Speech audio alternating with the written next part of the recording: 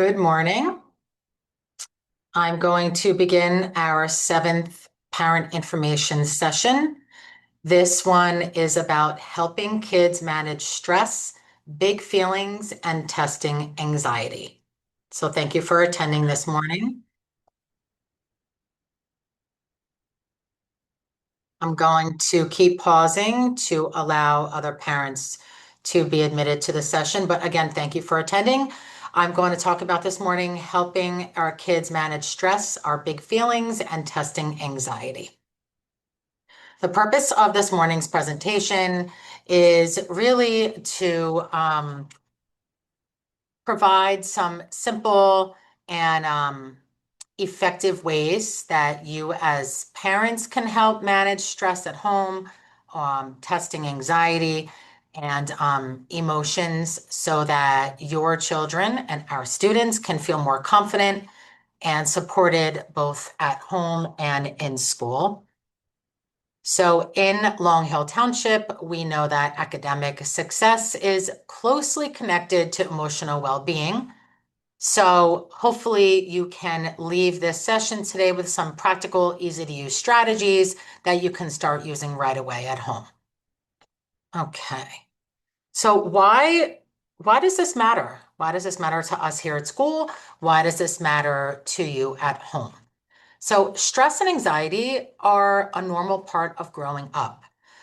In fact, a certain amount of stress can be helpful. It can also motivate children to prepare and try their best, but we don't want to overwhelm. When stress becomes overwhelming, that's when it impacts our ability to learn, our ability to focus, and our ability to maintain a good behavior at school and at home. The important thing to remember is emotional regulation is a skill, just like reading, just like math, just like riding a bike. It can be taught, it can be practiced, and it can be strengthened over time. So our goal is not to eliminate stress completely, but to help our children learn how to manage it effectively. So what does it look like in our kids? Children don't always express stress in the obvious ways that we do as adults. So instead of saying, I'm anxious, they show it. They can either show it through physical symptoms, emotional symptoms, or behavioral symptoms. You might notice physical signs like a headache, stomach aches, or they're extremely tired. Behaviorally, emotionally, they might seem more irritable, more worried, more overwhelmed. Behaviorally, stress can show up as they're avoiding a topic, avoiding participating in something. It could be not wanting to go to school, not wanting to do homework, shutting down completely, or even acting out in some cases. So recognizing these signs early will allow us as educators here and parents for you at home to respond with support instead of frustration. All right, big feelings versus small problems. So one important thing to keep in mind is that children experience emotions, again, differently than we do as adults. What might seem like a small problem to us can feel very large to your kids. That's because kids are still developing. They're still developing their ability to regulate their emotions. Sometimes we can refer to it as volume control. We say, take it down a notch, use a classroom voice. In these moments, our kids need the adults in their lives to help them co-regulate, which means we stay calm and we model by helping guide them back to that regulated state. If they see us start to become emotional or frustrated, that doesn't help, and that doesn't show them ways that they can regulate their emotions. So our calming response is what helps their brain learn to calm down over time. Some calming strategies that you can try at home are just different types of strategies. When you notice that your children are feeling overwhelmed or before you see their signs, that they're going to become overwhelmed. You know your child. You know how he or she begins to express this. So an effective tool is deep breathing. So for young kids, sometimes we call it balloon breathing, where they slowly start breathing to fill the balloon, and then they break the balloon by letting the air out. Another one that's important is movement. Movement is very underrated in schools and at home. A short stretch break, a short break to take a walk, move around. Any type of movement can reset the body. Okay, let me make sure. I think other people are logging in. Okay. Creating a quiet, calming space at home. You might hear some teachers say at the younger levels that we have calming corners in the classroom, or in the guidance offices, there's calming corners, there's zones of regulation with different colors to teach our students how to express feelings that they maybe don't quite understand yet. So creating that quiet, calm space at home where a child can take a break can also be helpful. But it's also important that we show them how to do this. We don't just say to them, you're acting up, go to the calming corner, without them knowing what the calming corner is, what that quiet space means to them in their home, what it looks like, and what do they do there. So it's important at other points of the day, other times of the day, that we show our children, and just like we show the students here, what does this calming corner look like? This way, when they are at that point, they don't have to figure out what to do in this area. They know what to do. And then finally, predictable routines. This is important for all students. It's consistency. And I think that's a word that I've used throughout the school year with different types of parent presentations. So consistency, just like doing homework, just like bedtime, just like what you do in the mornings when you wake up and get ready for school, what you do when you come home. It helps reduce anxiety by creating that sense of stability and control that at that time, students might feel they're lacking. Okay, we have testing coming up in the older grades, but throughout the year, we have our diagnostic assessments, we have our unit assessments with our programs. And so this isn't just for state testing, this is just testing in general. Sometimes the hype of, let me admit one more person. Okay. Sometimes the hype of hearing testing and hearing is is really worse than taking whatever assessment that the students are doing. It's worse. It's worse hearing about it, prepping yourself up to the moment where it's okay, this is testing day. Well, we teachers here in our district, we have informal assessments that take place all the time. So this is why I thought this presentation would be a perfect timing now, because students are very hyped up thinking about the new state test and how it's a different format this year and what to expect. So testing can be a major source of anxiety for many students. One of the most important things we can do is just normalize their feelings. Let them know it's okay to feel nervous. Many people do. I said to my own two sons at home, you're going to have testing. You don't need to get a good night's sleep just for the test. You need a good night's sleep in general. This is what we've been doing all year. When you have school the next day, you have a good night's sleep the night before. You eat a healthy breakfast every day. So make it seem like it's not hyped up. This is just how we normally are. We get a good night's sleep during the school year.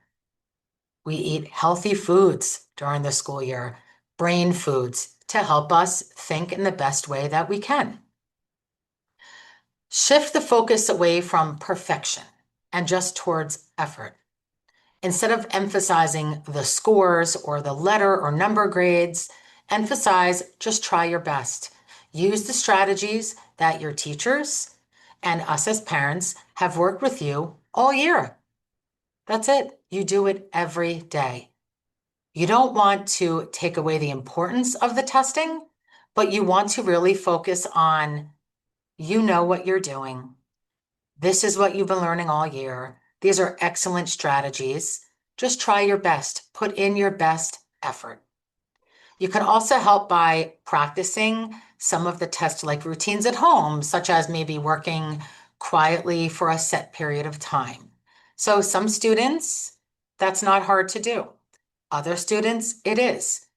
To think about for a student who can't sit still, or their mind wanders, or they like to take breaks, that anxiety piece of knowing, oh no, you have to sit still and be quiet for 75 minutes, for 45 minutes, that might be very upsetting to a child. So if you know your child as well as you do, provide those practice sessions at home. We're going to have a nice, after dinner, we're going to have a nice quiet time for the next 20 minutes, 30 minutes, and lead them up to it. This way, when they have to sit for a period of time at school quietly, it's not a huge change for them. And it's also important to be mindful of our language. So avoid statements that add extra pressure. For instance, you have to do well. This will make or break you at the high school level. This test is really important. Instead, we know as parents, testing changes all the time with the state of New Jersey. It's named different. Our state standards are named differently. And now this year, the formatting is differently. It's an adaptive format, very similar to our iReady. So our kids are used to taking this type of assessment. They're used to taking the adaptive assessment, where when you answer questions correctly, the difficulty raises. It gets harder. When you answer incorrectly, the questions get easier. So our children are used to this, even at the kindergarten level. So acknowledging, saying that you have to do really well, just keep calm, be supportive, and use some of the examples that I was saying before. You've been doing this all year at school. We've been practicing how to be quiet at home. Okay, building confidence and resilience. So confidence, it doesn't always come from getting things right. It comes from working through challenges. A lot of what I see over the course of my 26 plus years in education, and I'm guilty of it as well. We like to solve problems for our children. We think we're helping them, but in the long run, we're not. In the long run, we are allowing them to feel that mommy or daddy or grandma or grandpa or another trusted adult will solve our problems. Now, obviously, every problem has a different path. So if it's something that is homework assistance, as opposed to a child being picked on in school, okay, there are differences. We always want to help our children, and we have to step in when we know we should. But on those occasions where maybe letting them get their homework wrong, so their teachers are able to see that, wow, they didn't get it. Let me reteach this, or let me pull he or she aside to review this problem, okay? So it comes from working through any challenges. A good way to build upon this is praising efforts, praising strategies that they're using, and not just the outcomes. You know what? I know you studied really hard for your ELA test and you got a C. You know what? Let's go over what you got wrong and maybe we'll try to work on this for next time. But the important point is that you tried your best, you understood the concept, and you can use this going forward. Everything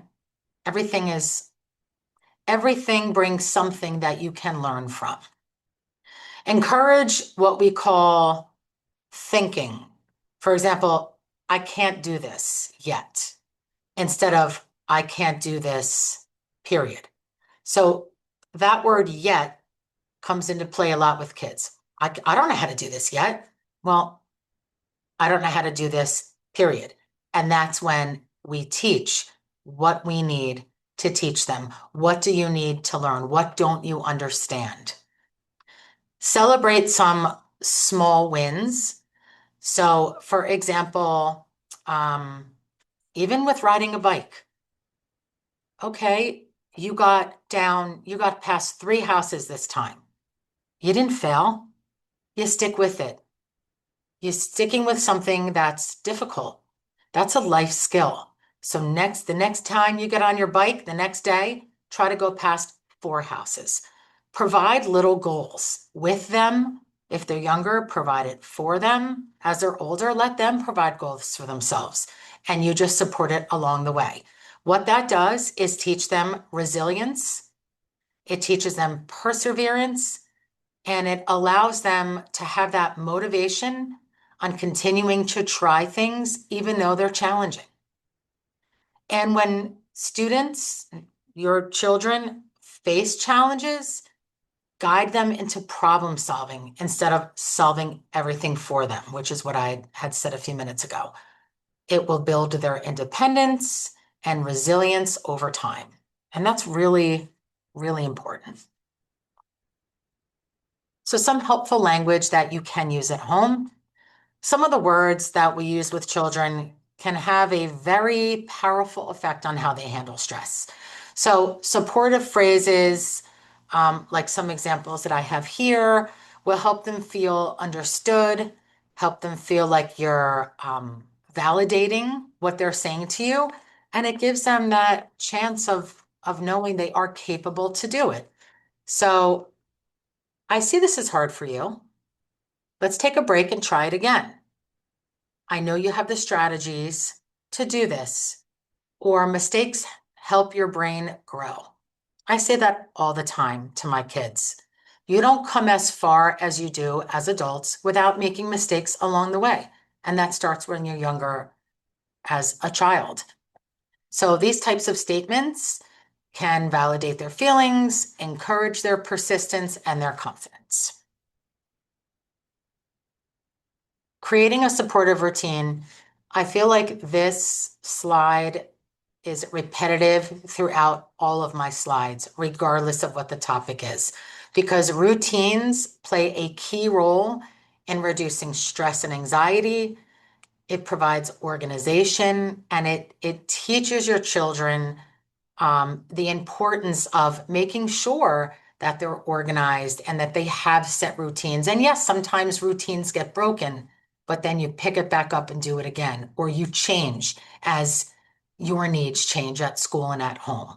So a consistent sleep schedule to help children feel rested and better able to function the next day, better able to learn. You're setting them up for success. You're setting them up to manage their emotions.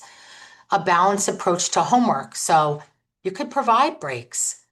It prevents them from being overwhelmed. You know your children. So when my children get home, I'm not home. I'm still here. I allow them at least 1 hour, because that's when I may or may not be home after, of downtime. You put a lot of your energy, a lot of your brain work into the school day, boys. Okay, have a snack, have some downtime, but then at this time, homework begins. Sometimes students like to do their homework right away and have some breaks in between. Whatever schedule you set up, you might have to tweak it in the beginning to see what works. And not every routine is going to be the same if you have multiple children. So finding that balance and finding what works for each child is only going to better set them up for success for the school year, for sports, for arts, for music, and for other routines and other incentives and events that are taking place in their life. We talk about the balance in school and at home of screen time. There's a lot of discussion on too much screen time at school, too much screen time at home, especially before bedtime, how it affects focus and mood. You have to find that balance at home, just like we have to find it at school. And once we find that balance, you can alter as your children's needs alter at home. And just as important as children need time for play and relaxation, it's just as important as doing their homework and studying and screen time and TV. Let them play, let them relax. These moments are not wasting time. They're very important for their emotional well-being. Okay, so in closing, I really do feel that the educators at school and the parents and family dynamic at home is a partnership. One really doesn't work without the other. We have to support each other for the benefit of our kids. So I would like to emphasize, you are your child's strongest support system. You are your child's strongest advocate. Managing stress and emotions takes time, it takes practice, it takes patience, and sometimes it's not always perfect, and that's fine. What matters most is consistency, patience, and just being able to provide that supportive environment where your child feels safe to try, safe to take good risks, and safe to grow. And we value here your partnership and appreciate everything that you do to help your child be successful, just like we want them to be successful academically, emotionally, and socially. So I would like to thank you for joining me this morning. I am going to provide you with my email address. This year I am at all 3 schools, so emailing me is most likely the best way to contact me. I do respond very quickly, and I will now open the floor up to questions in the chat. If anybody has any questions that they would like to ask for the group, you can post it right in the chat. If not, I will be, oh, here's one. Oh, you're welcome, Mr. Conroy. Okay. Oh, thank you, Miss Hottie. We appreciate you too. Okay, a question regarding the Calming Corner. How do you keep this kids from getting overstimulated from others in the classroom?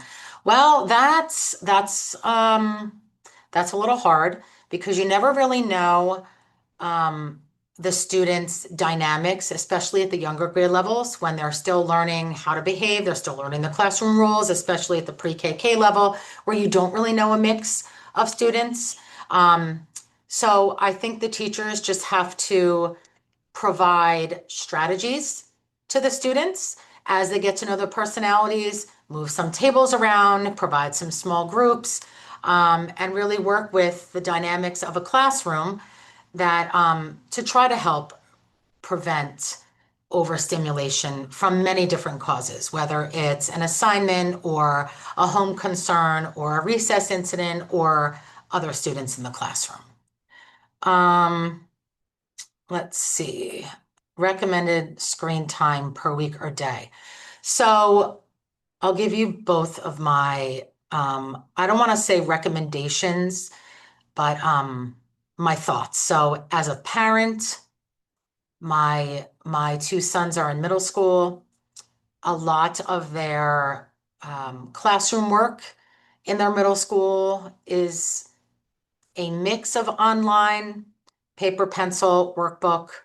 I personally feel that my 2 sons get a lot of screen time at school. So I limit it at home. It depends, on their ages. So I'll just speak from a parental point of me for my 2 sons, grades 7 and 8. I give them 1 hour a day, social time with their friends, depending on the apps that they use.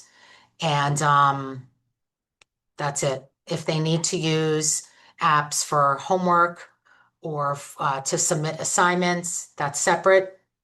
But I will give them 1 hour a day of that social time with their friends. I do monitor from my app on my phone. I have um, parental, I'm forgetting, restrictions set up due to their ages and just due to my preference on what I want them exposed to. For school, I think there should be a good mix for all ages.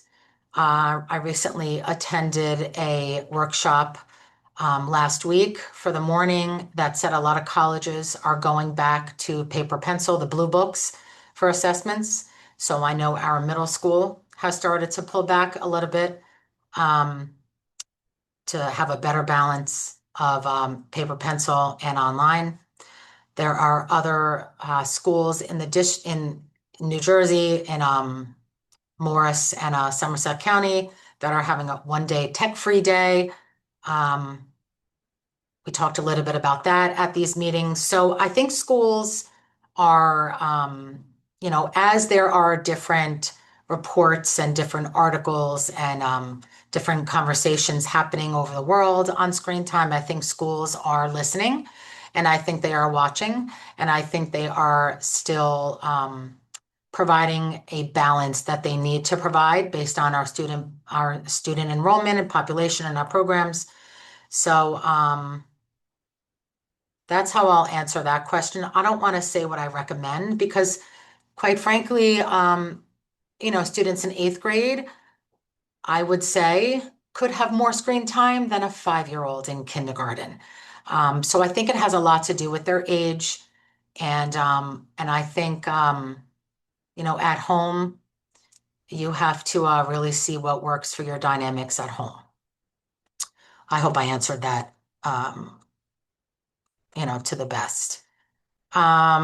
When they see which app do you use? So to monitor my children at home, I have AT&T instead of Verizon. I just switched. So I have the Family Secure app, which is it's a few dollars a month, but that's how I monitor. So I download the app on their phones and I set during the school day, they have set phone numbers that they can call if there's an emergency. But other than that, their phones are on lockdown. When they get home, I set that 1 hour of downtime for them and I allow, at their age, I do not allow TikTok right now. I do not allow Instagram, Facebook. I just don't find it meaningful for them right now. So I block a lot of those. Some apps that I do allow them on are YouTube Music, because my older son needs to hear music while he does his homework. So I think it's just a matter of knowing what your kids like. But I use, and I think they have that in all cell phone plans, the Family Secure app. And also, if you have an iPhone, you can control it in the settings based on their Apple IDs. So that's another layer of security that I use for my two sons. Yeah, I know Verizon has that for your question here because I just switched over to AT&T a few months ago, but I use the same thing for Verizon. And that's what I have. Let's see. Okay. Okay, good. There's other good suggestions in here in the chat. So that's good. Family Link, Google Family Links, articles at the New York Times. Good. All right, well, thank you for attending. I am going to present this again this evening if you didn't have a chance to see it. Well, you had a chance to see it, but if you logged in late or if you weren't able to catch everything, it also will be, it's recording now, and then it will be placed on our YouTube channel on the district website, probably by the middle of next week. So thank you and have a great rest of your day. Reach out to me if you have any questions. Bye-bye.